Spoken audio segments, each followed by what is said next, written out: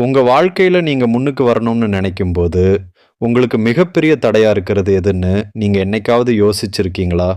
அது மத்தவங்களோ, உங்க சூழ்நிலையோ கிடையாது. அது நீங்க தான். பிரியானா வீஸ்ட் அவரோட "த மவுண்டன் இஸ் யூ" என்ற புக்ல இத பத்தி ரொம்ப அருமையா சொல்லியிருக்காரு.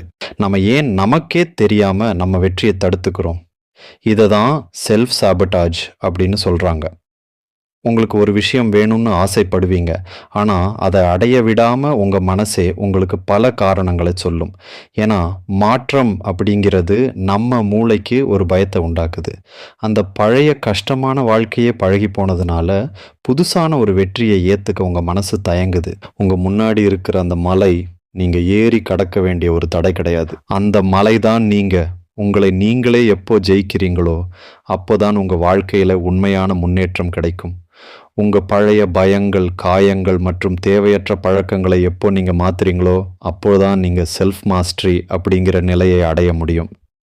மலை மேல ஏறுறது கஷ்டம்தான். ஆனா, அந்த உச்சியில இருந்து பார்க்கிற காட்சி ரொம்ப அழகானது. இன்னைக்கு உங்கள தடுத்துட்டு இருக்கிற அந்த மலைய நீங்க கடக்க தயாரா? உங்ககிட்ட இருக்கிற அந்த ஒரு கெட்ட பழக்கத்த இன்னைக்கு நீங்க மாத்தப் போறீங்களா? கமெண்ட்ல சொல்லுங்க. மறக்காம நம்ம சேனல சப்ஸ்கிரைப் பண்ணிடுங்க. நன்றி.